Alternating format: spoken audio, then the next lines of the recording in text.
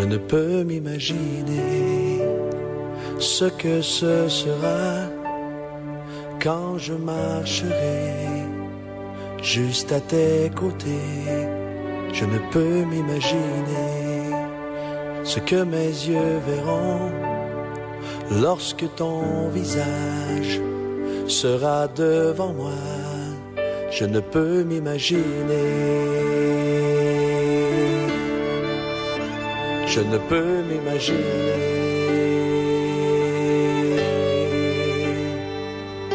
Entouré par ta grandeur, mon cœur va-t-il frémir? Danserai-je pour toi, mon Jésus? Serais-je saisi par la peur? Devant toi resterai-je debout? Vais-je tomber sur mes genoux? Chanterai-je Alléluia? Est-ce que je pourrais te parler? Je ne peux m'imaginer. Je ne peux m'imaginer. Je ne peux m'imaginer le jour où tu viendras pour me retrouver debout devant toi. Je ne peux m'imaginer. Tout ce que je ferai sera de t'adorer pour l'éternité. Je ne peux m'imaginer. Je ne peux m'imaginer. Vous êtes les bienvenus encore ce matin dans notre rencontre habituelle de tous les samedis. Nous voulons rendre grâce au Seigneur pour la vie de chacun d'entre vous et pour cette opportunité qu'il nous donne de nous retrouver dans cette étude de sa parole. Aujourd'hui, nous sommes à la leçon numéro 7 qui a pour titre l'orgueil et la nature déchue de l'homme. L'orgueil lié à la nature déchue de l'homme. Nous sommes l'église des Assemblées de Dieu de Pentecôte, ministère Restauration. Nous sommes situés dans l'avenue Farapos, dans la ville de Porto Alegre, Farapos numéro 312. Et notre président a pour nom le pasteur Humberto Chimiti Vieira. Et le département qui s'occupe de cette émission est le département d'appui aux étrangers qui, en plus du fait que ces études sont données basiquement en portugais, la langue du Brésil où nous sommes, nous avons trois autres langues, le français, l'anglais et l'espagnol pour nos auditeurs qui sont de ces langues-là. Avant de continuer, nous aimerions donner gloire à Dieu, inviter le Seigneur, bien qu'il soit déjà là, et c'est lui qui nous le trouvons toujours à sa place. Il ne change pas. Notre Seigneur et notre Dieu, nous te rendons toute la gloire. Nous bénissons ton nom. Il est grand, plus que toute la création. Parce que celui qui a créé une chose est plus grande ou est plus grand que la chose créée. C'est dans cette optique que nous nous prosternons de cœur devant toi, reconnaissant toi seul comme Dieu unique et vrai. Et que le Seigneur Jésus-Christ, notre Seigneur, comme le seul Seigneur, l'irremplaçable. Et nous prosternons nos cœurs, te disant merci, Seigneur, pour la grâce que tu nous as donnée en Jésus. Merci, notre roi, pour cette grâce, Seigneur. Merci pour ces moments que nous partageons ensemble, Seigneur. Merci pour ta parole. Merci de ce que c'est toi qui vas, Seigneur, la dispenser, non aux oreilles humaines, mais aux oreilles spirituelles de chacun, afin qu'elle descende. Seigneur notre Dieu, non dans notre chair, mais dans notre esprit, pour nourrir non seulement notre esprit, notre âme, puis notre corps. Nous louons ton nom, Seigneur, et nous reconnaissons ta suprématie, ta souveraineté, notre Dieu, sur la vie de chacun d'entre nous et sur l'univers tout entier. Reçois toute la louange ce matin. Bénis ces enseignements. Seigneur, dirige-les dans nos cœurs et que ton nom soit glorifié. Au nom de Jésus. Amen. Nous sommes à la leçon numéro 7 qui est intitulée « L'orgueil et la nature déchue de l'homme ». Par le verset de base, c'est « pas sa crainte ou pas sa crainte ou pas sa criante impudicité. Israël a souillé le pays. Elle a commis un adultère avec la pierre et le bois. » Dans Jérémie, chapitre 3, le verset 9. Ce verset est certainement en contact, en lien avec ce que nous allons voir. La nature de l'homme le pousse vers la désobéissance, vers le péché, vers les souillures, et le fait de quitter le seul Dieu pour adorer des pierres et du bois est un adultère. Dieu compare cela à un adultère qui est commis par un conjoint qui, avec l'autre, était uni dans un mariage, puis un des conjoints trouve quelque chose de mieux, un homme de mieux, ou bien une femme de mieux, et va se souiller avec, va commettre l'adultère avec. Dieu se place dans ce contexte de partenaires, de partenaires trahis par rapport à Israël. Donc nous avons quelques lectures à faire. Nous avons 5 versets à lire. Premièrement, il est dit dans le psaume 10, verset 4, le psaume 10, verset 4, le méchant dit avec arrogance, il ne punit pas. Il n'y a point de Dieu. Voilà toutes ses pensées. Et combien de personnes aujourd'hui pensent de cette façon? Dieu ne punit pas. Il ne punit pas. Ils disent avec arrogance, comme si jamais on leur demandera un compte. Il n'y a point de Dieu. Voilà toutes leurs pensées.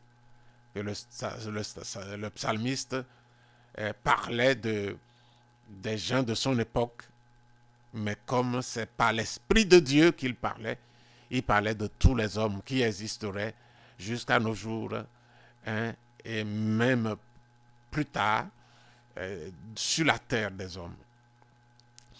La Bible dit dans Romains chapitre 8, le verset 7, Romains 8, 7, il est dit ceci, car l'affection de la chair est inimitié contre Dieu, parce qu'elle ne se soumet pas à la loi de Dieu et qu'elle ne le peut même pas. L'affection, c'est-à-dire l'amour, la vie selon la chair, la vie attachée à la chair, est inimitié contre Dieu, parce qu'elle ne se soumet pas à la loi de Dieu et qu'elle ne le peut même pas. Ce qui veut dire que si nous vivons par l'essence du corps, l'affection de la chair, c'est vivre selon l'essence du corps, le toucher, la vue, l'odorat, l'ouïe et le goût. Si nous vivons par ces sens, ces 5 sens du corps humain, nous n'allons jamais accomplir la volonté de Dieu. Nous serons ennemis de Dieu. Et comment devons-nous vivre? Dieu veut que nous vivions par l'Esprit, c'est-à-dire accepter premièrement Dieu par Jésus-Christ, se livrer à lui. Jésus devient notre Seigneur. Nous l'acceptons et nous lui donnons nos vies. Et maintenant, quand nous lui donnons nos vies, nous allons vivre par sa parole, non pas par nos sens. Devant n'importe quelle décision, quelle orientation, c'est par rapport à sa parole. Et même que ces orientations, quelquefois, soient contraires. Nous ne le sentons pas. Les sensations, nos émotions ne nous conduisent pas là. Cela ne fait rien. Si nous sommes conformes à la parole de Dieu, c'est ça qui est important. Et même quand nos émotions, nos pensées nous y obligent, nous devons rejeter cette obligation et nous donner, nous tourner vers la parole de Dieu et nous laisser guider par elle. C'est ce que nous devons faire. Donc, ici, il est dans le Genèse chapitre 3, le verset 12, l'homme répondit, « La femme que tu as mise auprès de moi m'a donné de l'arbre et j'en ai mangé. » Et dans le prochain verset 13, il est dit, « La femme répondit, le serpent m'a séduite et j'en ai mangé. » L'homme met la faute sur la femme et la femme met la faute sur le serpent. Et Jacques chapitre 4, le verset 4 dit, « Adultère que vous êtes, ne savez-vous pas que l'amour du monde est inimitié contre Dieu? Celui qui veut être ami du monde sera ennemi de Dieu. » Voilà. Nous avons fini, nous passons à l'introduction maintenant. Alléluia. Nous avons vu dans la leçon précédente que l'orgueil a conduit l'homme à la chute. C'est l'orgueil qui a conduit l'homme à la chute. Aussi, la possibilité de parvenir à la connaissance du bien et du mal a amené Ève à l'orgueil. Après avoir atteint cette connaissance, l'humanité a vu son orgueil renforcé. Ça veut dire que Ève nous a conduits à l'orgueil, a pris l'orgueil, et maintenant, à partir de ce que nous avons, la nature d'Ève, et que nous avons vécu d'orgueil en orgueil, cet orgueil s'est renforcé. Et nous devons voir cela avec l'œil de celui qui a déjà vu certaines choses depuis le chapitre 1 jusqu'ici. L'homme est devenu un être orgueilleux. Et en grand 1 aujourd'hui, grand 1, nous allons voir une famille sous l'effet de l'orgueil. Une famille sous l'effet de l'orgueil. L'orgueil d'Adam. L'orgueil d'Adam. Nous voyons dans le 1, l'orgueil d'Adam. A, nous avons le sentiment d'auto-justification chez Adam.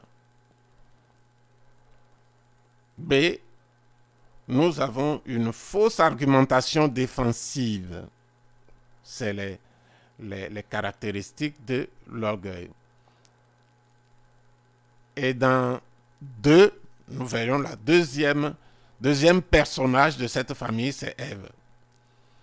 Nous verrons la non-reconnaissance de l'erreur chez Ève. Puis, nous verrons en B, la recherche d'une justification pour se maintenir dans l'erreur.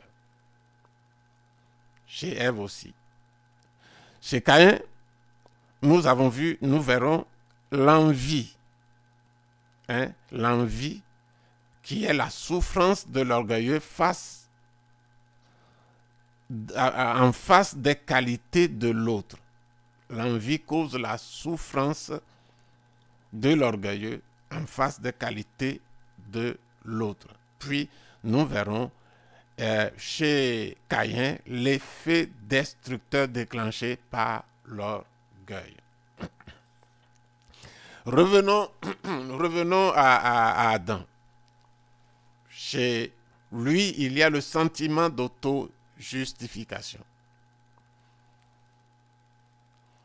Le sentiment d'auto-justification. Dieu a demandé à Adam, qui t'a appris que tu es nu? Est-ce que tu as mangé de l'arbre dont je t'avais défendu de manger? L'homme répondit, la femme que tu as mise auprès de moi m'a donné de l'arbre et j'en ai mangé. Voyez, l'orgueil est apparu directement. L'orgueil d'Adam l'a conduit à désigner, à indiquer le coupable. Il ne s'est pas culpabilisé. Il en a trouvé deux. Il a trouvé deux coupables. Il a trouvé d'abord Dieu et sa femme. Quand il a répondu, il disait, la femme que toi tu as mise à côté de moi m'a donné et j'en ai mangé. Donc, il désigne deux coupables. Premièrement, Dieu lui-même. Si jamais Dieu ne lui avait pas donné une femme, ce problème ne serait pas arrivé. Puis, il accuse aussi la femme de lui avoir donné le fruit à manger. L'auto-justification chez l'orgueilleux, nous l'avons déjà souligné plusieurs fois, est une caractéristique, une des premières caractéristiques de l'orgueil. Il ne reconnaît jamais ses fautes. Entre David et le roi Saül, celui qui a commis le plus grand péché, c'est David. Mais celui qui est mort sans l'aide de Dieu, loin de Dieu, c'est Saül. Pourquoi? Parce que Saül ne reconnaît pas ses fautes. Saül reconnaît les fautes seulement à cause des gens qui sont autour de lui. Et il maintient que le prophète Élie l'honore devant ces gens. Et alors il reconnaît ses péchés. C'est l'orgueil qui fait ça. Quand vous analysez la vie de Saül, vous verrez, l'orgueil a commencé très tôt dans sa royauté et il l'a maintenu jusqu'au bout et Dieu l'a rejeté. C'est un sentiment d'auto-justification et qui est une des premières marques que nous-mêmes, nous devons rechercher à identifier dans notre vie, c'est que quand on nous accuse, quand on nous fait des remarques, est-ce que notre première réaction est de nous défendre? Et c'est la réaction de plusieurs. Et je crois que pour nous qui étudions, qui marchons avec le Seigneur, qui étudions ces leçons, nous devons être sérieux et faire une auto-analyse pour savoir qu'est-ce qui est notre réaction quand on nous fait des remarques, quand on s'approche de nous pour nous corriger, quand on nous dit que nous avons fait ceci de travers, quand on nous accuse, tout simplement. Est-ce que notre réaction est de nous défendre? Et si c'est ça, nous avons un signe très suffisant de conclure que nous sommes animés d'orgueil. La deuxième réaction d'Adam est une fausse argumentation défensive. Au lieu de s'humilier et reconnaître son péché, Adam argumente avec Dieu en essayant de se justifier. Hein? Il ne trouve pas seulement les coupables, Dieu et sa femme, mais il se justifie, il se défend.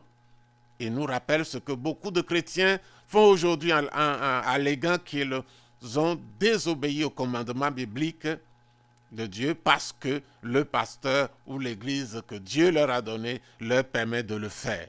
Cela signifie qu'ils ont mangé le fruit défendu en tentant de justifier leur péché, alléguant que quelqu'un envoyé par Dieu leur a autorisé.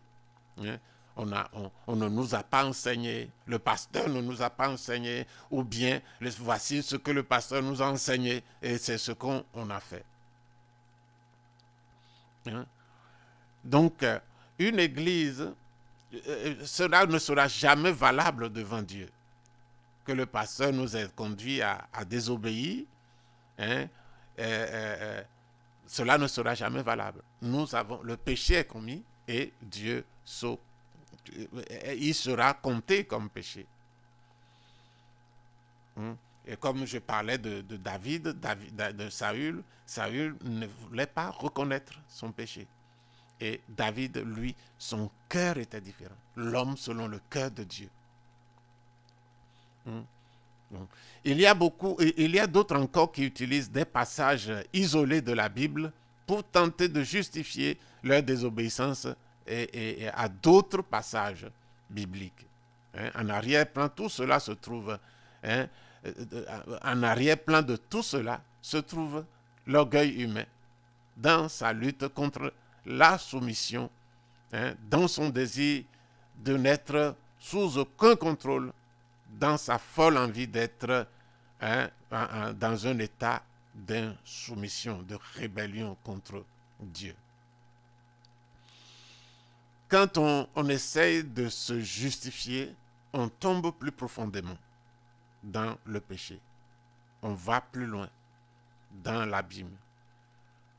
Il est plus simple pour nous, pour toi et pour moi, que quand nous commettons une faute et que quelqu'un nous le dit.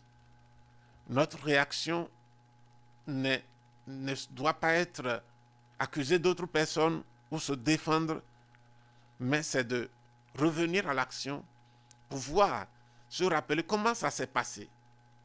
Et rapidement, si c'est une transgression contre la loi de Dieu, nous n'avons pas d'autre chose. Que quelqu'un nous ait poussé à y tomber. Quelqu'un nous ait mal enseigné. C'est nous qui avons péché. Et Dieu ne fait pas d'acception de personne. Il nous a donné sa parole. Et il veut que nous obéissions. Il veut que nous obéissions. Et même un faux enseignement reçu engage nous-mêmes. Parce que c'est nous qui avons cherché cette église. C'est nous qui avons choisi cette église où il y a les faux enseignements. Et si nous avalons ce que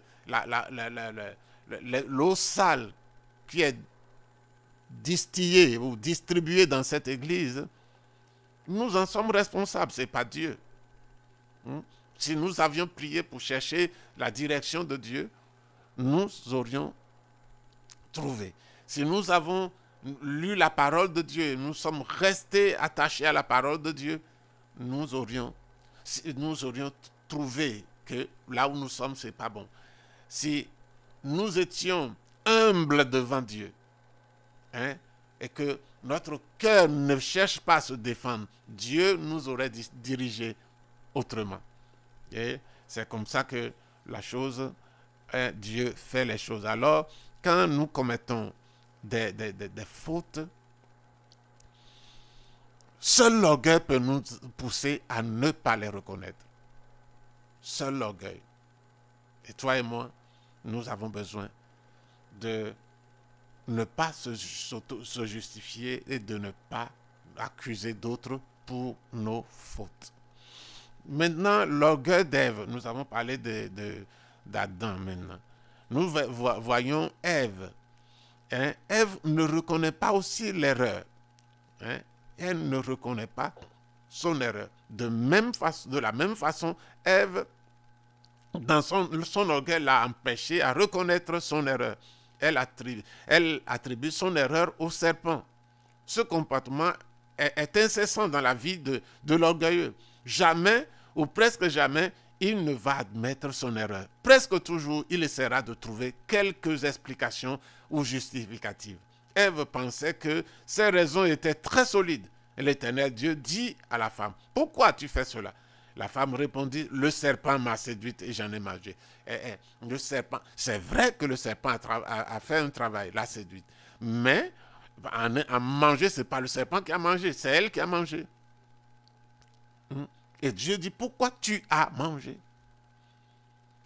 Parce que Dieu se réfère à sa parole, non pas à ce que le serpent a dit. Et donc, Ève aussi ne reconnaît pas son erreur. Et nous reprenons ces choses pour montrer qu'il est difficile à celui qui est à l'orgueilleux de reconnaître son erreur. Deuxièmement, chez Ève, elle cherche aussi une justification pour se maintenir dans l'erreur. Même procédé. En fait, que dire que le serpent nous a parlé est quelque chose de très fort. Hein? N'existe-t-il pas tant de personnes justifiant leur faute, disant qu'un prophète, un pasteur, un théologien, hein, un chrétien plus avancé, hein, soutient leur idée? Il y a beaucoup qui pensent ainsi aujourd'hui. Beaucoup qui pensent ainsi. Et nous devons faire attention à ces choses. Nous devons faire attention et voir dans ces choses la manifestation de l'orgueil. Ève également, la recherche d'une justification pour se maintenir dans l'erreur. Nous l'avons dit, hein, on cherche des justifications pour se maintenir dans l'erreur. En outre, la Bible nous avertit clairement que cela arriverait exactement à notre temps. L'orgueil va arriver. La Bible nous dit que ça va arriver. Car il viendra un temps où les hommes ne supporteront pas la saine doctrine, mais ayant la démangeaison d'entendre les choses agréables, ils se donneront une foule de docteurs selon leurs propres désirs. Et les hommes aujourd'hui vont être orgueilleux et se donneront une foule de docteurs selon leurs propres désirs. Notez que la parole de Dieu avertit clairement que des prédicateurs d'un évangile perverti seraient des maîtres, seraient des docteurs. On trouvera, ceux qui ne veulent pas se soumettre à Dieu, trouveront des prédicateurs pour leur dire ce qu'ils ils ont, leurs oreilles les démangent à entendre. Des choses agréables, des choses qui chatouillent, qui caressent dans le sens du poil le cœur de l'homme, les désirs de l'homme, ce que l'homme veut entendre. Des prédicateurs veulent le dire. Et aujourd'hui, il y a beaucoup de prédicateurs qui ne prêchent plus la parole et prêchent ce que les hommes veulent entendre. Et il est facile de prendre un verset biblique, le sortir de son contexte et dire aux gens, aux fidèles, ce qu'ils veulent entendre. Et c'est la mode aujourd'hui pour attirer beaucoup de foules et profiter peut-être de grandes offrandes. Ils élargissent la porte étroite et rendent spacieux le chemin étroit pour que beaucoup y passent. Et là, Jésus a dit, le chemin qui est large, la porte qui est large, conduisent à l'enfer, à la perdition. Quand le prédicateur revient à faire à prêcher ce que la foule veut, ça sort du domaine de Dieu. Ça sort du spirituel et ça rentre dans la volonté du diable qui est derrière ces inspirations. Il ne s'agit pas de dire que dans l'Église, il faut toujours dire les choses qui sont désagréables. Non, il faut dire ce que Dieu veut qu'on dise. Il faut prêcher la parole de Dieu. Et quand on prêche la parole de Dieu, ce n'est pas nous qui choisissons, c'est Dieu, la manière, nous qui choisissons le contenu. La parole a un contenu. Et si nous prions Dieu, il nous révélera le contenu et nous travaillerons pour le Seigneur. Hein? Non-reconnaissance de l'erreur, recherche de justification, toujours les deux signes que nous répétons et répétons toujours. Il y a chez Caïn un autre signe. Et un autre signe, nous voyons Caïn, il y a l'envie. L'envie de Caïn l'a poussé, et quelque chose est né. Ça n'a pas encore été vu, mais ça a apparu chez Caïn, l'envie, qui est la souffrance que l'orgueilleux a en face des qualités de l'autre. L'envie est une souffrance que l'orgueilleux ressent. Il ne peut pas supporter les qualités de l'autre, les appréciations qu'on a données à l'autre. Il ne peut pas. L'accueil qu'on a fait à l'autre. Caïn a senti quelque chose dans son être appelé envie, une souffrance parce qu'il était rempli d'orgueil. Suivant les pas de ses parents, le fils aîné d'Adam et Ève, Caïn a également été absorbé par l'orgueil. Il n'a pas admis l'idée que son jeune frère Abel ait offert à Dieu un sacrifice plus excellent que le sien. Genèse 4, versets 4 à 5. De la même manière que l'orgueil conduit l'homme à surestimer ses propres qualités, l'orgueil conduit l'homme à surestimer ses propres qualités. Elle produit aussi une douleur intense en voyant l'évidence des qualités des autres. En voyant l'évidence. Il ne peut plus cacher que l'autre a des qualités. L'autre est meilleur. L'autre a fait quelque chose de mieux. Hein? L'orgueilleux commence à souffrir par l'envie. Cette douleur s'appelle l'envie. C'est le fils de l'orgueil et la sœur de l'insoumission. Pourquoi Caïn n'a-t-il pas cherché à savoir pourquoi son sacrifice n'a pas été agréable à Dieu? N'a pas été agréé de Dieu. Dieu lui-même lui a dit que s'il changeait, son sacrifice serait également accepté. Dieu, devant cette souffrance, Dieu est venu en aide. Il a dit, Caïn, si tu agis autrement, la prochaine fois, certainement si tu agis bien, tu relèveras ta face. Tu vas trouver que ton sacrifice va être accepté. Donc ce n'est pas la peine de demeurer dans cette situation.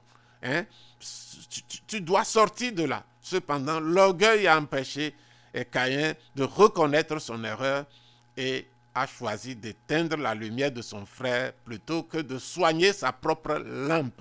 Sa propre lampe était défaillante, mais et ça n'éclairait pas bien. Et Dieu lui a dit, change ta manière et tu nettoies ta lampe.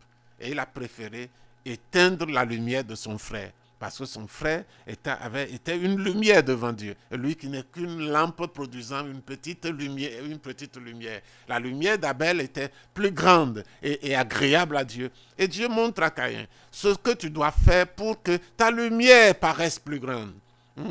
C'est de changer. De changer. Si tu cherches à l'intérieur, toi, tu trouveras ce qu'il faut changer. Je te montrerai. Mais Caïn n'a pas agi dans cette direction. Il a préféré tuer son frère. Et c'est ainsi que l'orgueil a un effet destructeur déclenché dans l'orgueilleux. L'orgueil déclenche un effet destructeur dans l'orgueilleux. Ainsi est l'orgueilleux. Au lieu de se remettre en question, il tire sa mitrailleuse rotative, des mots, des actions cherchant à rabaisser les autres. Dans le cas de Caïn, Dieu nous enseigne que le péché se couche à la porte de l'orgueilleux. Si tu agis bien, mais si tu agis mal, Dieu a dit, si tu agis bien, tu relèveras ta tête. Mais si tu agis mal, si tu choisis de mal agir, le péché se couche à ta porte. Et cette désir se tourne vers toi. Jusque-là, le péché n'est pas encore manifesté. C'est, comme nous l'avons vu, l'iniquité était déjà dans son cœur, sous la forme de l'orgueil, produisant l'envie, qui est une souffrance de voir l'autre apprécier et nous non. Et maintenant, le péché, Dieu dit, jusque-là, tu peux arrêter le processus de la mort. Maintenant, tu peux arrêter. Parce que le péché se couche là, tu n'as pas encore pris. Il est formé dans ton cœur. Mais c'est comme une bombe que tu peux désamorcer. Mais Caïn a choisi le contraire.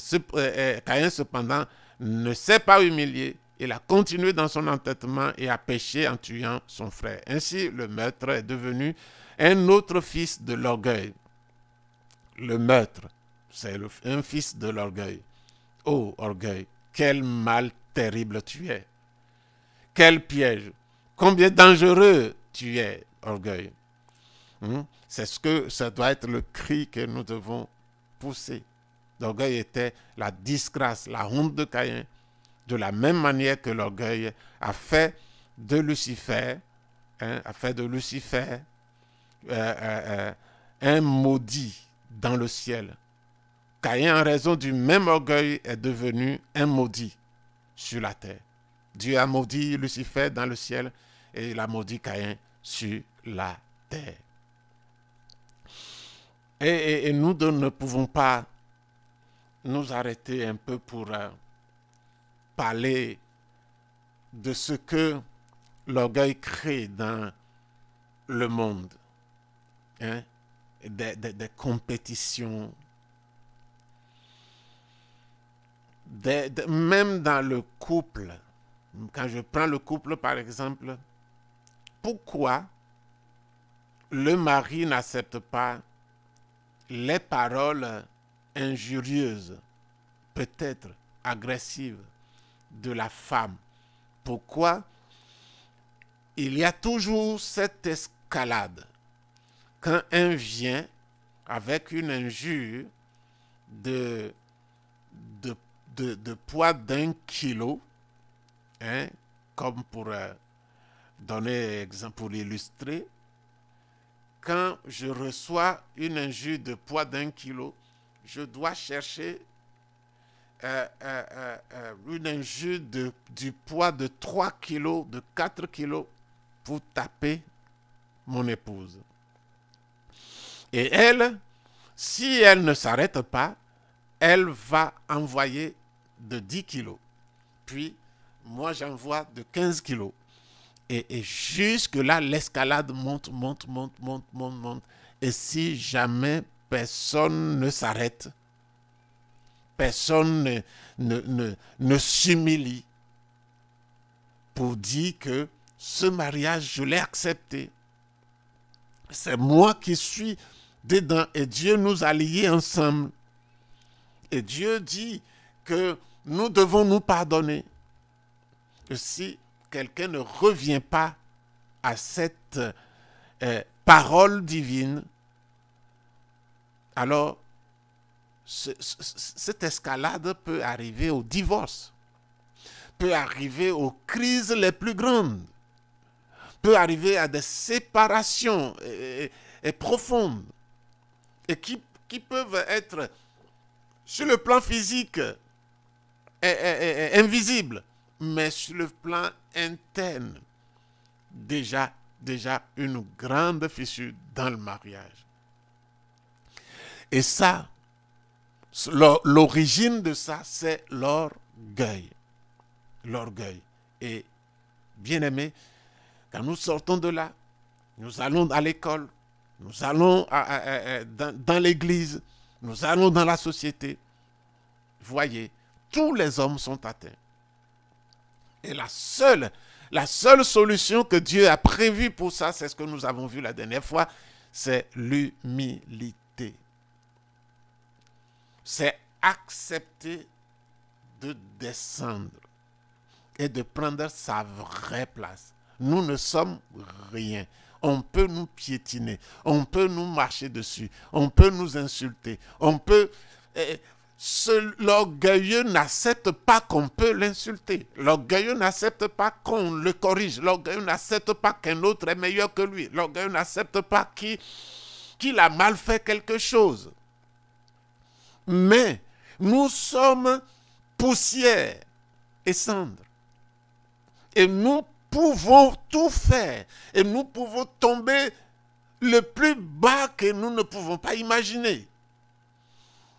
Et alors, quelqu'un qui veut vivre dans l'humilité doit savoir que l'homme n'est rien. Nous sommes poudre et cendre. Donc, si nous perdons cela de vue, nous allons avoir des problèmes. Nous allons nous trouver devant des problèmes continuellement.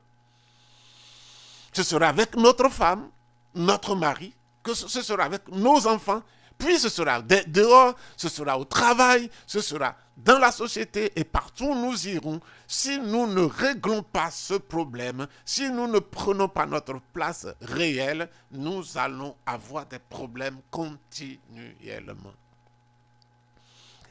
Et je sais qu'il y a des problèmes qui sont de nature financière, d'autres natures. Mais quand nous nous mettons à réfléchir, c'est l'orgueil qui est à la fin, qui est la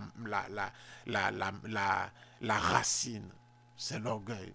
Même si quelqu'un nous doit de l'argent, quel que soit le montant, c'est un homme. Ça peut nous arriver. Ça peut nous arriver. Et nous pouvons être compréhensifs et voir comment nous pouvons faire pour éviter des problèmes. Premièrement, nous devons reconnaître que c'est nous qui avons donné l'argent à l'autre.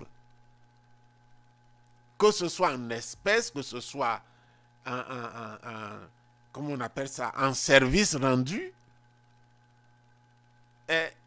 c'est nous qui avons décidé. Donc nous assumons une partie. Et nous devons savoir que peut-être nous nous sommes trompés. Et que maintenant, nous devons gérer la chose dans l'humilité et parvenir à une solution qui serait agréable à Dieu. Maintenant, nous allons passer aux caractéristiques et effets de l'orgueil. Gloire à Dieu. Caractéristiques et effets de l'orgueil. Nous verrons que l'orgueil est une lampe du méchant. Et voilà, lampe du méchant. 2. L'orgueil conduit l'homme à devenir ennemi de Dieu. L'orgueil est la marque de la nature corrompue de l'homme. Et l'orgueil est la perte de l'autorité spirituelle. L'orgueil nous amène à perdre l'autorité spirituelle. Voilà, quand nous prenons la première, l'orgueil comme lampe du méchant, nous expliquons l'orgueil, le désir de dominer les autres, l'impulsion à s'élever au-dessus de tous, de gagner les débats, de montrer qu'on sait plus que les autres, qu'on peut plus et qu'on a plus que les autres, est devenu le moteur des actions humaines. C'est la lampe, l'orgueil, c'est ce qui éclaire l'homme, c'est ce qui présente l'homme. Et tous les hommes, vous mettez des bébés ensemble, il y a un qui va vouloir dominer les autres. dans les classes, salles de classe, vous allez voir qu'il y a un combat. Même si les gens ne se touchent pas. Hein? Quelqu'un veut gagner dans les débats, quelqu'un veut qu'on ait la meilleure impression de lui dans les débats. Hein? Vous pouvez voir ça dans les cercles comme à la télé, lors des débats. Quand nous voyons des gens faire étalage de leurs connaissances pour dire qu'ils sont les plus intelligents. Tout ce que l'homme fait, c'est par rapport à l'autre. C'est ça que Dieu ne veut pas. Dieu veut que nous vivions en le regardant, mais pas en regardant les autres. Nous n'avons qu'une relation, un lien central et unique que Dieu veut que tu conserves et que tu oublies tous les autres liens. Et que tu puisses ton contact avec les autres, avec ta femme, avec tes enfants, avec tes amis, avec tes collègues, avec les autres hommes de la terre, se fasse au travers du filtre qu'est ta relation avec lui. C'est Dieu qui nous a créés, un point c'est tout, et il nous a créés tels que nous sommes. Avec des choses que nous pouvons penser que ce sont des qualités, c'est Dieu qui a mis, avec des choses que nous pouvons penser qu'ils sont des défauts, c'est Dieu qui l'a permis. Parce que s'il ne met que dans l'homme que et c'est en faisant ainsi, Dieu nous a aidés, bien-aimés. Il nous a aidés pour que nous sachions que nous ne connaissons pas tout, nous ne sommes pas aussi beaux que plus que tout le monde, nous n'avons pas tout ce que les autres ont. Et pourquoi? Pour que nous sachions que malgré les qualités que nous avons des défauts. Et donc, ça devient zéro. Qualité et défaut, ça devient zéro. Ce qui, et par rapport à ça, nous disons, c'est Dieu qui nous a fait comme ça. Et nous disons, levons la tête et nous disons, Seigneur, merci. Merci, merci, merci. Maintenant, quand nous regardons les défauts et les qualités et les défauts, nous disons, nous voyons que les qualités sont bonnes. Alors nous les montrons aux autres. C'est faux. Nous ne devons pas montrer Dieu qui nous a donné. Ce n'est pas eux, par rapport à eux, qui nous a donné. C'est pour que nous le servions avec. Il nous a donné des défauts et nous cachons les défauts aux autres. Nous cachons nos lacunes, nos défauts aux autres. Par orgueil. C'est l'orgueil qui cache. C'est l'orgueil qui veut faire voir les qualités. Et ce même orgueil veut cacher les défauts. Alors que Dieu dit qu'il nous a fait comme ça pour que nous sachions que nous ne sommes pas suffisants. Et nous avons besoin de lui. Et ce n'est pas par rapport aux autres. Mais nous utilisons mal ces choses. Très, très mal. On veut gagner, on veut être le meilleur, c'est devenu le moteur de la vie humaine, des actions des hommes sur la terre. C'est la raison pour laquelle la Bible dit que l'orgueil est la lampe des méchants. Dans Proverbes chapitre 21, le verset 4, la Bible dit des regards hautains et un cœur qui s'enfle. Et le cœur qui s'enfle, c'est le cœur de l'orgueilleux. Hein? Cette lampe des méchants. Ce n'est que péché. C'est la lampe des méchants. Ils veulent vivre à la lumière de ça, de ce déséquilibre diabolique. C'est ça que nous aimons. L'orgueil est comme la lampe des méchants. L'orgueil conduit l'homme à devenir ennemi de Dieu. Hein? Comme Dieu nous l'a montré, il nous l'a montré, il a chassé Lucifer du ciel et l'ange lumineux qui était la lumière, Luciphéros. Nous avons parlé que ça veut dire celui qui porte la lumière. On dirait que la lumière qu'il porte est spéciale. Aucun autre ange ne l'a. Mais il a pensé que c'est pour lui.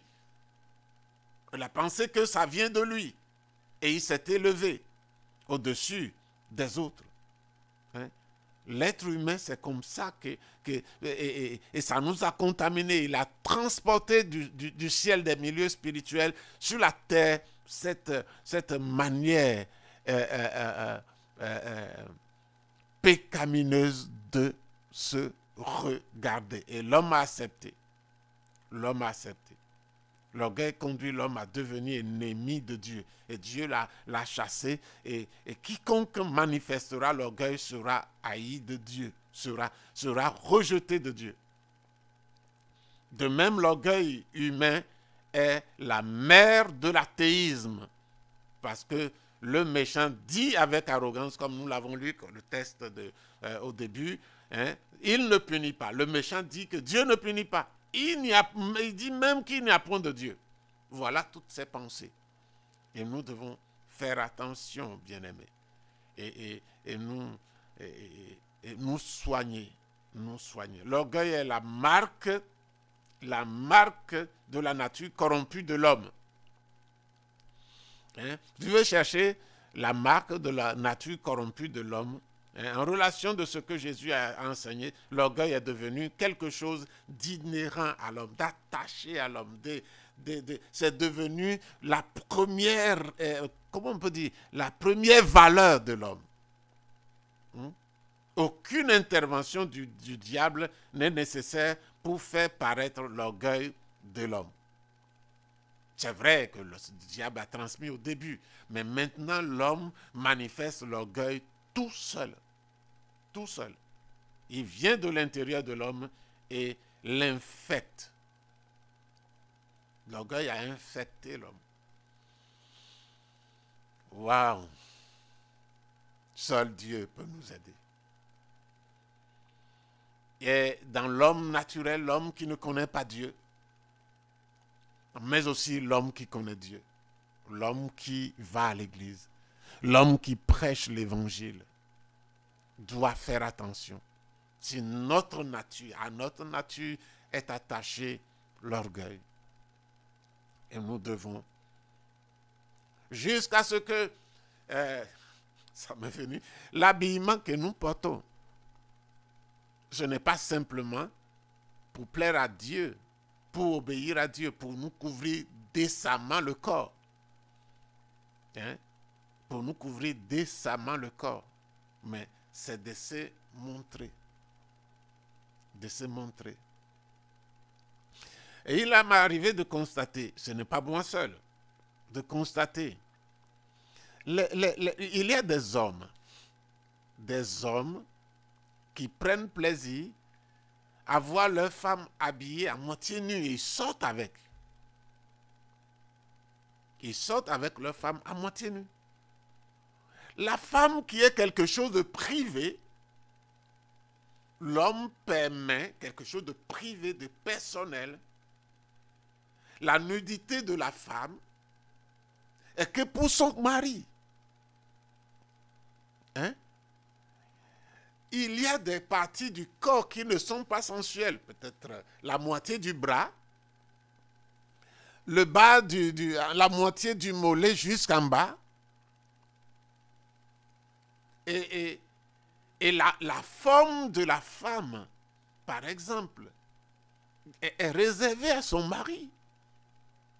Mais aujourd'hui, les gens encouragent, ils vont dans les boutiques, ils achètent, ils dépensent des sommes d'argent pour que les femmes s'habillent à moitié nues, avec un habillement de prix. C'est les hommes même, ils sont contents de sortir avec leurs femmes comme ça. À moitié nus. Et d'autres presque nus. Presque nus. Et quand vous allez dans les plages, la femme est juste dans son petit slip. Et l'homme est à côté. Ils sont ensemble. Et il y a d'autres hommes là. Mais quel Sodome! Le regard de Dieu est contre ces choses. Et ça, c'est l'orgueil. Ils veulent promouvoir les femmes pour que les autres voient en disant cette femme-là, c'est comme. Et agissant ainsi, c'est l'orgueil. Ils veulent s'élever au-dessus des autres. Les femmes veulent que leur mari aussi soit d'une certaine manière. La femme peut le faire parce que si je ne le fais pas, je vais convoiter d'autres femmes. Non, tu n'es pas obligé. Tu n'es pas obligé. Et donc, nous avons, dans notre nature, nous avons un problème. Quand nous parlons, quelquefois, quand nous prenons un ton dans notre diction, quelquefois, ce n'est pas un vrai ton. Nous le faisons, nous parlons, en français, on dit, nous roulons les airs. Hein? On roule les airs parce que nous voulons paraître comme parlant bien français. Dans d'autres langues, il y a des choses qui peuvent montrer qu'on parle la langue très bien. Et il se trouve que nous ne parlions pas de cette nature, de cette façon. Et c'est parce que nous voulons être comme les autres. Et ça, c'est de l'orgueil. Personne ne veut rester dans l'état qu'il pense être un état moindre. Il veut s'élever. Il veut s'élever. Et même dans l'achat, par exemple, téléphone portable, on va, malgré que nous avons un téléphone qui a les fonctions basiques de la communication, nous trouvons qu'il faut aller plus loin. Quelquefois, ça peut être pas l'orgueil, parce que peut-être ce que nous avons ne fonctionne pas bien. Ce n'est plus adapté à notre fonction, à notre profession. Mais, je dis, les 95%, c'est de l'orgueil. Et nous devons vivre. Dieu voit ça de loin. Il voit l'orgueilleux de loin. Il voit l'orgueilleux de loin. Hein? Et ainsi, ça devient, nous devenons l'ennemi de Dieu. L'ennemi de Dieu. Nous disons que Dieu ne punit pas. Nous parlons méchamment. Nous agissons comme si Dieu n'existait pas. Dieu existe. Dieu existe. Et nous le saurons à un moment donné. L'orgueil est la marque de la nature corrompue de l'homme. En relation avec ce que Jésus a enseigné, l'orgueil est devenu quelque chose d'inhérent à l'homme. Nous venons de le dire. Par conséquent, la chair ne peut pas se soumettre à Dieu. L'orgueilleux ne peut pas se soumettre à Dieu. Car la chair est orgueilleuse de par sa nature même. Et par conséquent, insoumise. L'apôtre Paul a donné la révélation de l'esprit en affirmant que l'affection de la chair, quand nous vivons selon la chair, est inimitié contre Dieu, parce qu'elle ne se soumet pas à la loi de Dieu et qu'elle ne le peut même pas. Ainsi, il est possible de plaire à Dieu avec la force humaine. Il n'est pas possible de plaire à Dieu avec la force humaine parce que l'être humain est par défaut orgueilleux et de ce fait insoumis. L'homme, quand on le laisse comme ça, utiliser toutes ses capacités humaines, il est incapable de plaire à Dieu. Impossible qu'il plaise à Dieu. Parce qu'il ne le peut pas. C'est un point, un trait. Il y a des gens qui pensent qu'ils peuvent aimer Dieu. C'est impossible. Notre nature dément ça. Notre nature dément cela. Or, ceux qui veulent vivre selon la chair ne sauraient plaire à Dieu. Romains 8, verset 8. Même si quelqu'un est bien intentionné, son orgueil le trahira. Même si quelqu'un veut plaire à Dieu.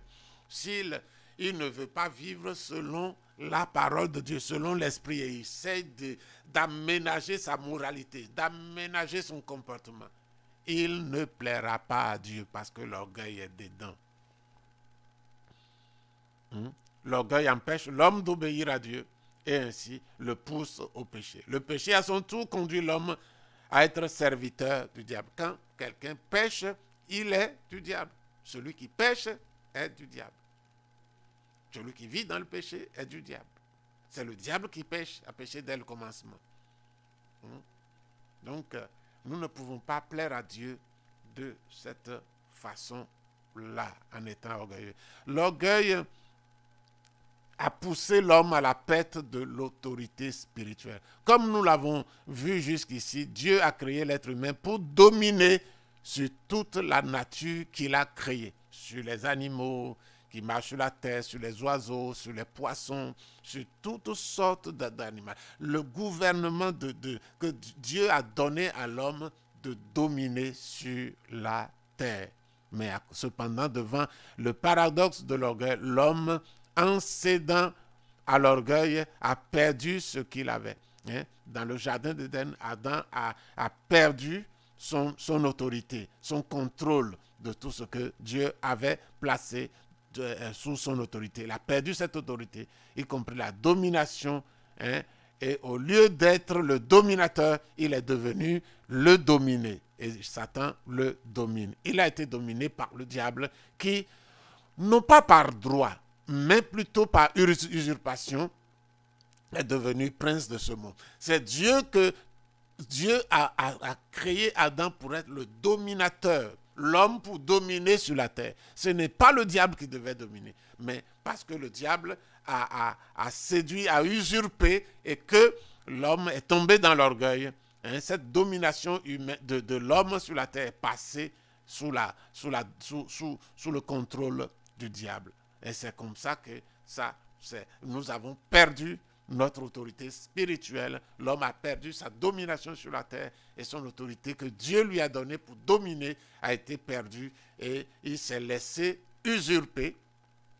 Il s'est laissé retirer cette autorité par usurpation de la part du diable. Donc, et c'est là que la perte d'autorité a été, d'autorité spirituelle a commencé. Et jusqu'à aujourd'hui, ceux qui demeurent même dans l'église, si nous sommes dans l'église et nous ne voulons pas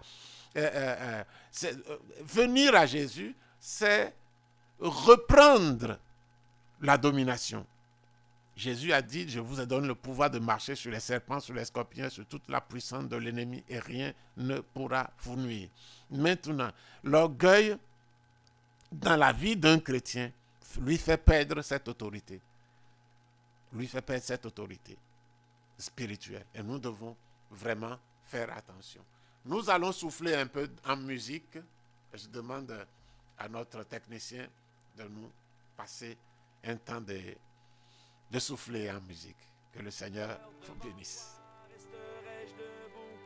Vais-je tomber sur mes genoux? Chanterai-je Alléluia? Est-ce que je pourrais te parler? Je ne peux m'imaginer. Je ne peux m'imaginer. Je ne peux m'imaginer.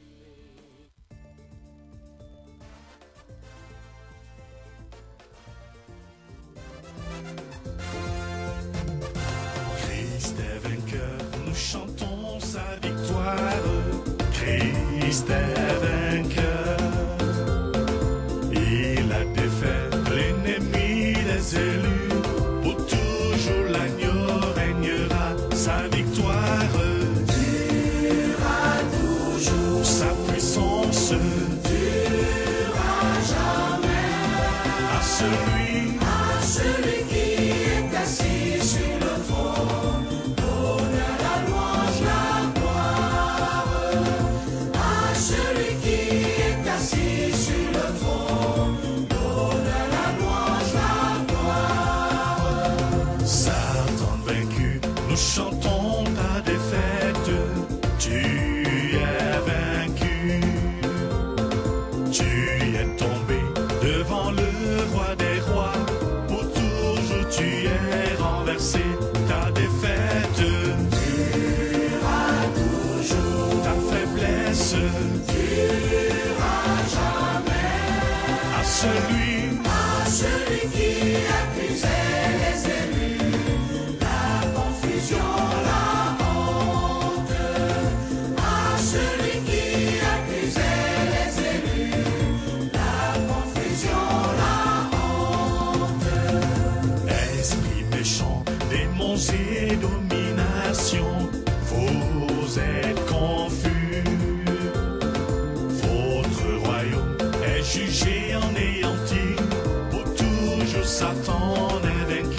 sa défaite durera toujours, sa faiblesse durera jamais. À celui qui accusait les élus, la confusion, la honte.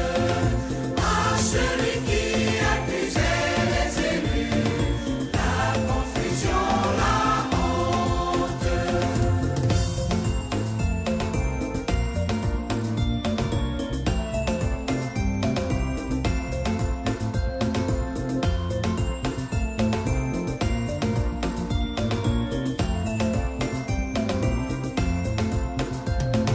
Tous les élus de tout cœur, de toute âme se sont unis, soumis au roi qui les a rachetés. C'est là le chemin de la gloire, la victoire est assurée. La puissance est en Jésus. À celui qui est assis sur le trône, l'honneur, la louange, la gloire. À celui qui est assis sur le trône, l'honneur, la louange, la gloire. À celui qui est assis sur le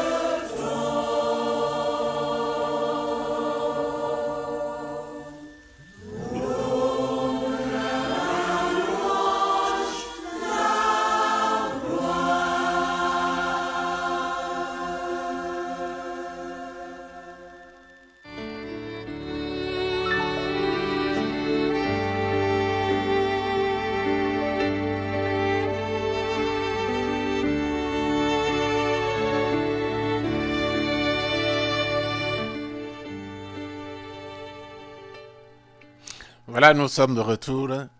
Que le Seigneur bénisse chacun d'entre nous. Et maintenant, nous allons voir la dernière partie, le grand 3, l'orgueil, l'origine de tout mal dans l'univers.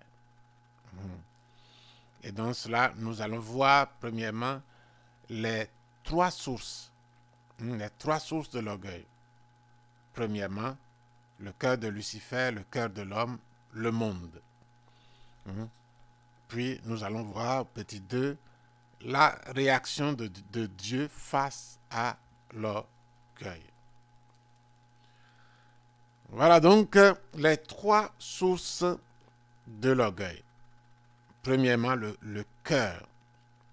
C'est né dans le cœur de Lucifer. Et vous avez su, nous avons déjà parlé de comment c'est né, en voyant ses qualités et en utilisant son libre arbitre.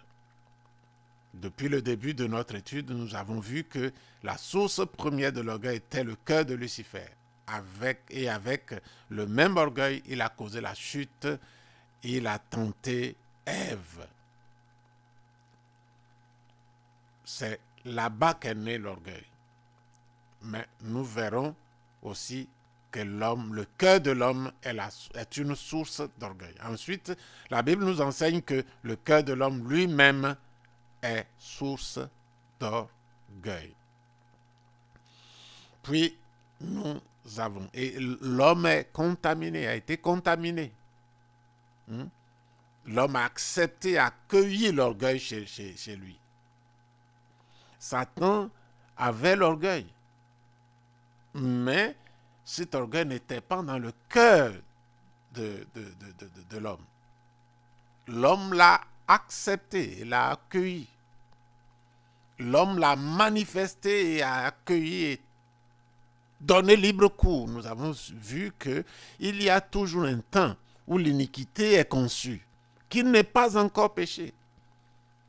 Même que l'iniquité est venue dans le cœur de Lucifer, il avait le temps, il n'avait pas encore, le péché n'était pas encore commis. Maintenant, il a travaillé, il a commencé à faire du commerce, à parler, à parler aux autres anges pour se rebeller contre Dieu. Et il l'a extériorisé. Il avait tout pour dire, ah non, ce que je pense là, est-ce que c'est juste? Non. Non, non, non, je ne vais pas. Non, non, non, ce n'est pas, Dieu n'a pas dit ça. Ce n'est pas dans la volonté de Dieu de penser ainsi. Il m'a fait pour le servir et je vais rester dans ce chemin. Et réellement, il n'est pas le seul ange. Il y a des milliards, comme on dit, des myriades. Mais il y a des myriades qui savaient qu'ils peuvent faire comme lui, mais ils n'ont pas fait. Et à un moment donné, la femme a vu le fruit, que ça peut donner de l'intelligence, c'est agréable à la vue, mais elle peut dire non. Mais ce fruit-là, Dieu nous a dit de ne pas le regarder ainsi, de ne pas le manger, de ne pas manger. Et elle pouvait à un moment se réaliser et s'arrêter. Mais la responsabilité de prendre n'est pas Satan, c'est l'homme même qui a développé ça. Et donc, le cœur de l'homme est devenu une source d'orgueil. Et il y a le monde, est une source d'orgueil aussi. Le monde, à la fin, la parole de Dieu nous présente le monde comme source d'orgueil. Et la Bible affirme l'orgueil de la vie. Dans 1 Jean chapitre 2, le verset 16, il est parlé, verset 15, n'aimez pas le monde, ni les choses qui sont dans le monde. Si quelqu'un aime le monde, l'amour du Père n'est point en lui. La convoitise des yeux, la convoitise de la chair, l'orgueil de la vie ne vient point du Père, mais du monde. L'orgueil vient du monde aussi. Cela signifie que le système, le système publicitaire ou les systèmes publicitaires, les systèmes où nous vivons, dans le monde, notre monde qui est un système que Satan a établi, gouverné par Satan, est dirigé par l'orgueil. Les annonces publicitaires encouragent l'orgueil. Le modèle économique actuel fonctionne sur la base de l'orgueil humain. Les gens veulent être plus riches les uns que les autres. Les gens peuvent vendre les uns que les autres. Les gens peuvent entreprendre les uns plus que les autres. En fin de compte, le monde tourne autour de l'orgueil. Le monde est bâti sur l'orgueil. Ôter l'orgueil de l'homme et le système mondial actuel s'effondrerait.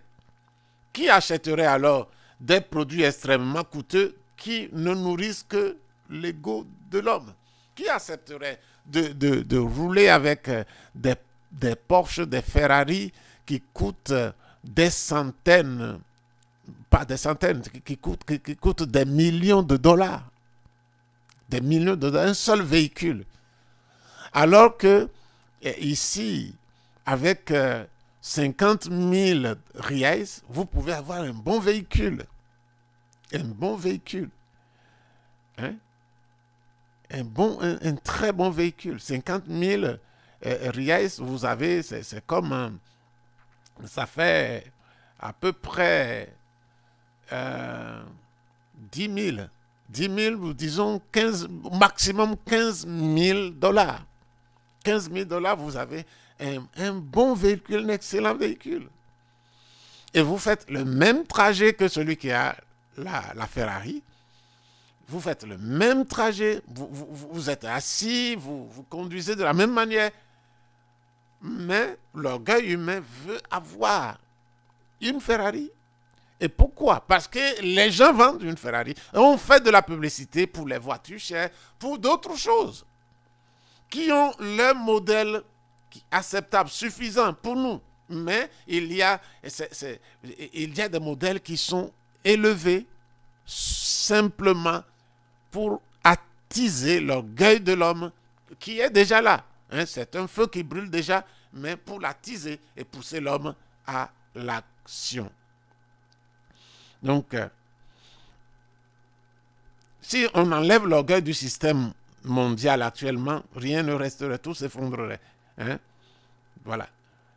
Qu'est-ce qui animerait la mode mondiale qui ne travaille qu'en incitant le sentiment des gens à être plus beaux, les uns plus que les autres. La mode, hein? C'est pousser les gens à penser qu'ils sont plus beaux en se mettant dans tel habit, telle chaussure, telle coiffure. Hein? La mode mondiale est construite sur ça. Et nous devons être les gens ne veulent pas avoir l'air dépassé, l'air vieillot. Non, ils veulent être à la mode. Donc, ils suivent toutes ces choses. Où il reste un million de travailleurs de l'industrie d'armement. Hein, de l'industrie d'armement, l'industrie de la beauté, utilise des milliers de travailleurs. S'il n'y avait pas l'orgueil, ces gens ne travailleraient pas, étant donné que les guerres et les conflits sont déclenchés par l'orgueil de l'homme. Ce ne sont que 3 exemples, mais nous pourrions produire une grande quantité si nous avions assez d'espace pour cela. Exactement parce que le monde est mu, agité par l'orgueil. La Sainte Bible dit que de la même manière que l'affection de la chair, l'amour du monde est également inimitié contre Dieu. De la même manière que l'affection de la chair, l'amour du monde est également inimitié contre Dieu. L'affection de la chair est inimitié contre Dieu. Mais l'amour du monde aussi est inimitié contre Dieu. Parce que le monde, c'est l'orgueil. Le système, le nerf principal du système mondial, c'est l'orgueil. Et l'ennemi a mené ça pour rendre, puisqu'il sait que Dieu, par l'orgueil, on devient immédiatement contraire. On devient ennemi de Dieu. Et il a juré de détourner l'humanité de Dieu. Et c'est l'orgueil qu'il utilise, puisque c'est la seule chose qu'il sait fabriquer. Et puis, l'orgueil gênait les autres péchés. Hein? Il a essayé d'inoculer ça à Ève, à l'humanité. Mais, en plus de ça, qu'elle a créé un pôle.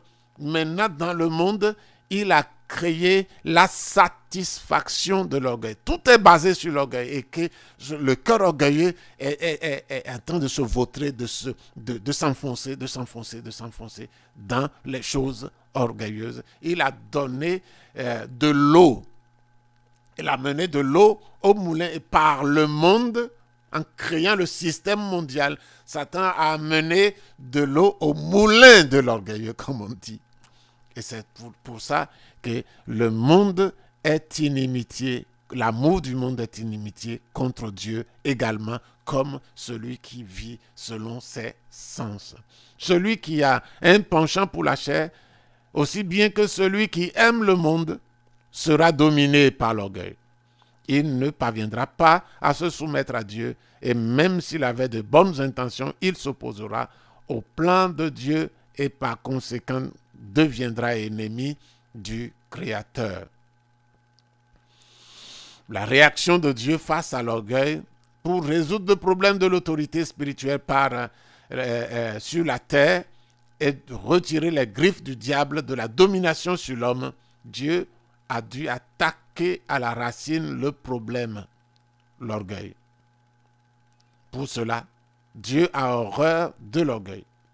Parmi les 6 choses que Dieu est, comme énuméré dans Proverbes chapitre 6, le premier de la liste est un regard hautain. Hein? Dans Proverbes chapitre 6, le verset 16-17, Dieu abomine l'orgueil, les regards hautains. C'est la raison pour laquelle Dieu résiste aux orgueilleux et accorde sa grâce aux humbles. Comme Jacques 4, 6 nous le dit, et Pierre 5, 5. Dieu accorde.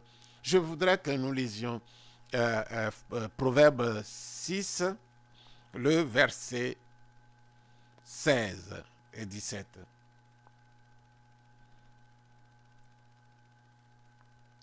Proverbe 6, le verset 16-17.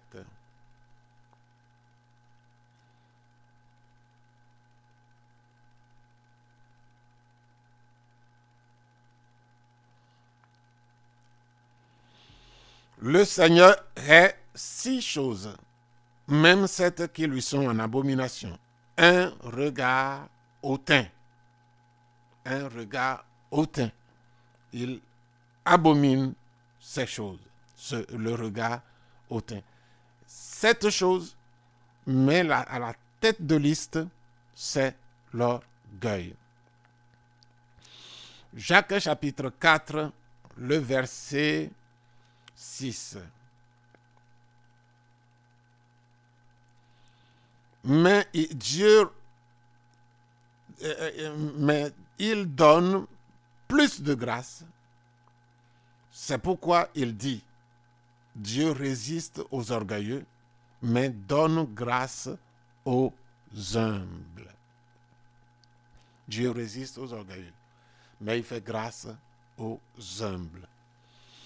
Dieu s'est attaqué à la racine du problème, l'orgueil.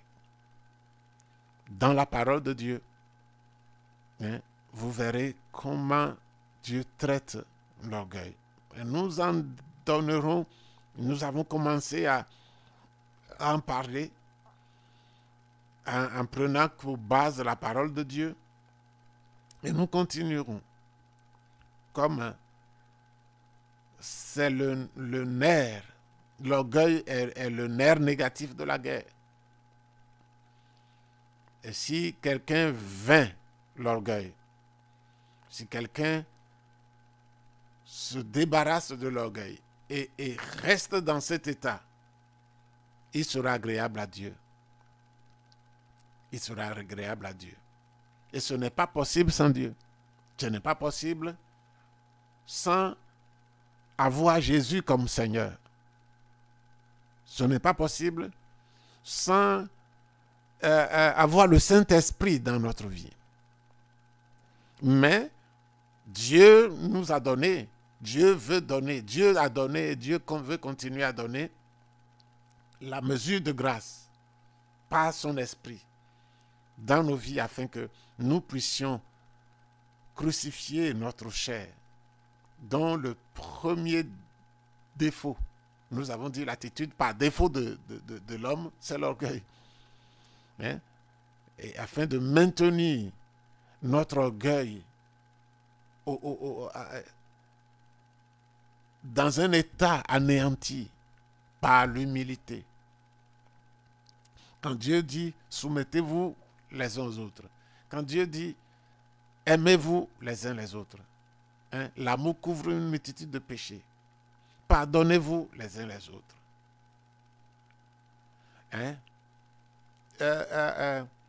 Essayez, regardez les autres comme étant au-dessus de vous. Quand la parole de Dieu nous donne ses conseils, que vos pensées soient sur Christ, c'est quoi? C'est pour nous éloigner, c'est pour couper. Au lieu de laisser notre être attiré vers l'orgueil, Dieu veut que nous soyons attirés à lui. Et le côté opposé de l'orgueil, c'est Dieu. C'est sa parole. Ce sont ses enseignements, ses lois, si nous mettons entre guillemets, parce que ce ne sont pas des lois, mais c'est un nouveau mode de vie que Dieu nous propose à travers sa parole. Et il veut que nous soyons loin de l'orgueil. Parce que l'orgueil amène l'homme dans un piège, fait tomber l'homme dans un piège. Et ce piège-là, Dieu ne délivre pas de ce piège. À moins que l'orgueilleux le réalise et par la grâce, il crie à Dieu et il se retire lui-même. Et quand il se met à se retirer, Dieu l'aide. Mais quand quelqu'un veut demeurer dedans, il ne recevra pas d'aide. Il recevra l'inimitié de Dieu. C'est comme ça que la Bible nous présente cela. C'est pourquoi, dans les maisons, dans nos relations interpersonnelles, Nous devons être tranchants avec nous-mêmes, pas avec les autres. Nous devons condamner continuellement notre propre orgueil et tomber aux pieds de Dieu. Et si nous avons à nous humilier devant un homme, alors faisons-le. Et ce sera agréable à Dieu. Ça va nous aider à casser notre orgueil. Si nous devons demander pardon à quelqu'un, allons-y. Si nous devons pardonner à quelqu'un, même si ça nous fait mal et nous croyons que nous avons raison, c'est lui qui doit venir, nous allons. En faisant ainsi, nous ramons à contre-courant de notre propre, de la vie charnelle, de la vie de ce monde. Nous allons à contre-courant. La vie de ce monde veut que nous allions là, en avant, suivant nos impulsions, suivant nos émotions, nos sentiments, nos sensations, nos sens, suivant ce monde comme tout le monde fait. Mais Dieu nous dit, nous devons faire le contraire. Là où les gens ne se rendent pas, toi, tu te rends. Là où les gens ne demandent pas pardon, tu demandes pardon. Là où les gens ne se posent pas de questions pour savoir est-ce que ça... Toi, tu dois te poser des questions. Là où les gens ne pardonnent pas, toi, tu pardonnes. Là où les gens se font, toi, tu te conserves pour Dieu. C'est la seule manière dont nous pouvons plaire à Dieu. Et nous avons la capacité de le faire si nous appartenons au Seigneur. Nous pouvons le faire. Alors, bien-aimés, pour cela, Dieu a horreur de l'orgueil. Les 7 choses dont nous avons parlé, l'orgueil est à la tête. Maintenant, nous allons conclure pour finir. Nous allons conclure et lire la conclusion. Voilà. Il n'existe qu'un seul chemin pour l'homme d'obtenir l'autorité spirituelle de Dieu et échapper à la domination de Satan. Renoncer à l'orgueil et embrasser l'humilité. Ce chemin a été enseigné par Dieu à travers son Fils Jésus, qui, dans une de ses invitations les plus extraordinaires, a déclaré « Recevez mes instructions, car je suis doux et humble de cœur, et vous trouverez du repos pour vos âmes. » Matthieu 11, 29. Voilà ce que nous pouvons dire pour terminer cette leçon. Nous devons rechercher continuellement l'humilité. L'humilité. Moi, personnellement, c'est une lutte. C'est une lutte et quelquefois, je suis obligé de retourner voir des gens pour dire, cette chose que j'ai dite, ce n'est pas tout à fait vrai. Voilà la version qui est vraie. Combien de choses nous disons pour sauver notre face? Nous disons des demi-vérités. Nous laissons des quarts de mensonges dans des phrases. Nous rendons peu lucides, peu transparentes certaines situations qui ne sont pas à 100% fausses, mais qui sont peut-être à 80-85% faux. Mais ce n'est pas du mensonge. Ce n'est pas du mensonge à 100%, mais ce n'est pas la vérité aussi à 100%.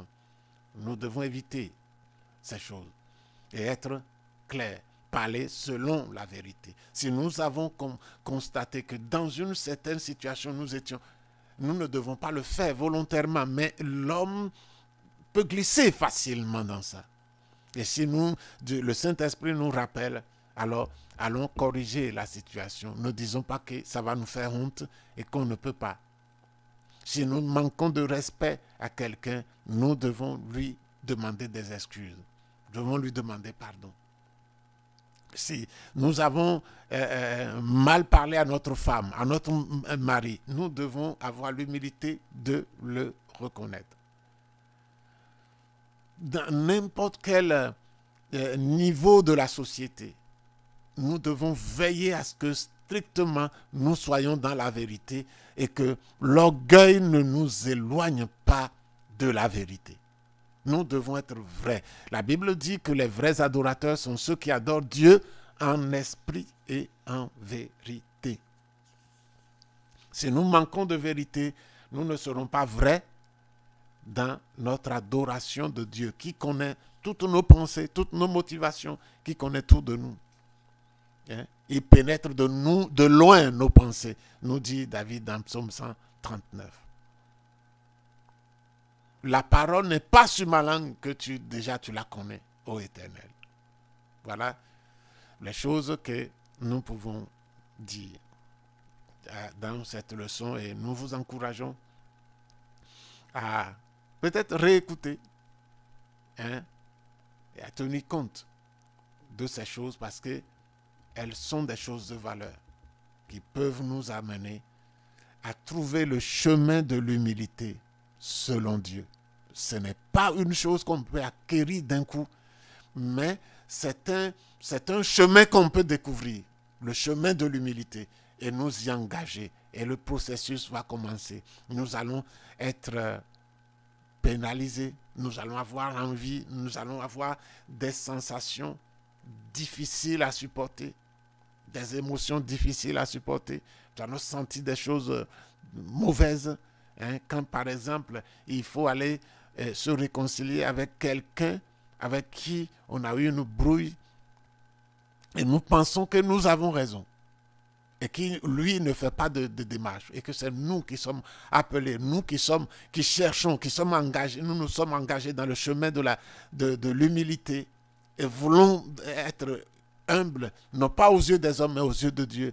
Quand on doit aller, ça fait mal. Mais c'est le chemin. C'est le chemin. Caïn avait cette sensation de ne pas pouvoir supporter que son petit frère soit apprécié que lui. Et ça a créé l'envie. L'envie, cette charge négative qui fait mal, qui fait souffrir. Et Dieu lui a montré le chemin. Change d'attitude. Change d'attitude. Humilie-toi. Et la prochaine fois, ce sera bon. Et il n'a pas pu s'humilier. Et il a été chassé, s'éloigner de Dieu dans l'orgueil. Que cela ne soit pas notre chemin. Prenons avec foi, avec résolution ce chemin de l'humilité. Que Dieu vous bénisse. Seigneur notre Père, nous venons à tes pieds, roi des rois. Nous venons à tes pieds. Et te demandons, Seigneur, de nous aider, de nous enseigner l'humilité. Seigneur, ce chemin est un chemin difficile, un chemin de larmes, mais un chemin béni de toi. Ceux qui y marchent et y progressent n'auront jamais honte et ne resteront jamais en bas, parce que en bas, c'est la place des orgueilleux. Mais l'élévation est pour les humbles. Et ta parole est la vérité. L'humble sera toujours élevé. Et l'orgueilleux sera toujours abaissé. Seigneur, nous avons choisi. Moi et mes frères, nous avons choisi le chemin de l'humilité. Donne-nous la force. Seigneur, éclaire-nous pour que nous sachions quels sont les domaines dans lesquels notre orgueil sent déjà mauvais devant toi. Aide-nous, Seigneur, à les reconnaître et à y travailler par l'aide de ton esprit. Tu es notre Dieu et nous te prions, Seigneur, de nous y aider. Nous voulons te plaire. Nous voulons vivre comme ta parole nous le dit. Alors aide-nous. Conduis chacun, dirige chacun et bénis chacun d'entre nous. Au nom de Jésus. Amen. Que le Seigneur vous bénisse samedi prochain.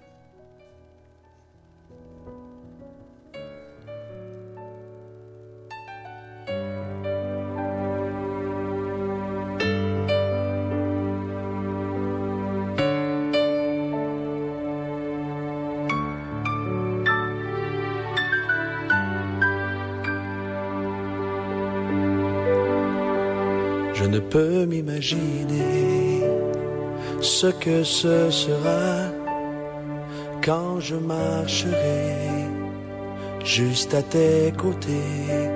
Je ne peux m'imaginer ce que mes yeux verront lorsque ton visage sera devant moi. Je ne peux m'imaginer. Je ne peux m'imaginer.